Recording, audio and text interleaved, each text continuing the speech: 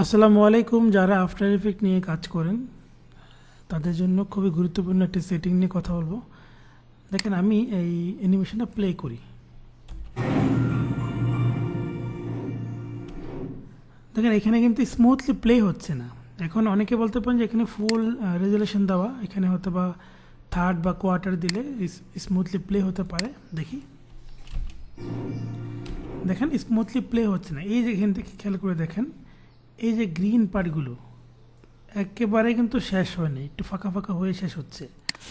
এই সমস্যাটার কারণে এখানে স্মুথলি প্লে হচ্ছে না। দেখেন, আমি যে মাউস কার্সর যদি মুভ করি কত সুন্দর করে প্লে হচ্ছে। আবার এটার ইন্ড পয়েন্ট কিন্তু এখানে, মানে ইন্ড এরিয়া এটাই। সো আমার এই অ্যানিমেশনটা কিন্তু ইন্ড এরিয়ার হওয়ার পর আরও যেতেই থাকে। তো এই সেটিংগুলো কোথা থেকে ঠিক করবেন? আপনি হচ্ছে যে এখানে প্রিভিউ প্যানেল পাবেন। আপনি ডিফল্টে আসলে বা স্ট্যান্ডার্ডে আসলে প্রিভিউ প্যানেল পাবেন। যদি তাতেও না পান, ডিফল্টে আসলেও না পান, সেক্ষেত্রে এই উইন্ডো থেকে প্রিভিউ একটা প্যানেল আছে, এটা ওপেন করতে হবে। এই প্যানেলগুলো হচ্ছে সাউন্ড। যদি এটা অফ করে দেন আপনি সাউন্ড শুনতে পাবেন না। দেখেন, সাউন্ড শোনা যাবে না। সো এটা অন করা থাকলে সাউন্ড শোনা যাবে। এখানে রেঞ্জ দেওয়া আছে ইন্টার ডিউরেশন। এই কারণে এখানে আমার শেষ হলেও এটা যতটুকু ডিউরেশন দেখতে পাচ্ছে টাইম লাইনে, ওইটা পুরোটাই নিয়ে নিচ্ছে। এই জন্য এখানে থাকবে আমার ওয়ার্ক এরিয়া।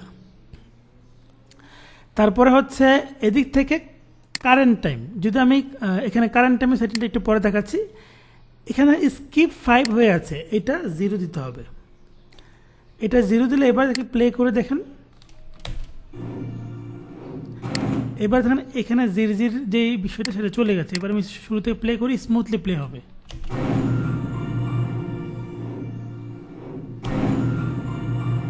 দেখেন প্লে হচ্ছে, এবং এখানে শেষ হয়ে আবার শুরু হচ্ছে বারবার। এই জন্য ওয়ার্ক এরিয়া দেওয়া।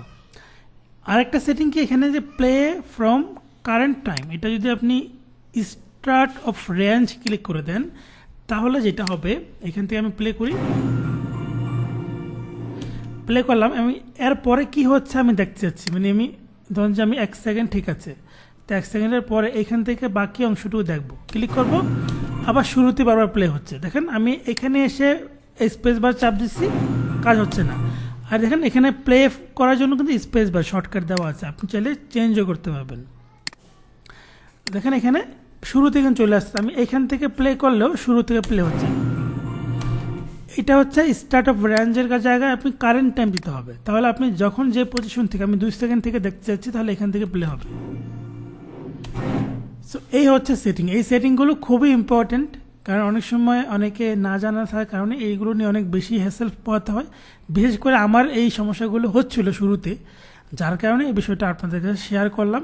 আশা করি অনেকের উপকার হবে। ধন্যবাদ সবাইকে। আসসালামু আলাইকুম। আল্লাহ হাফিজ।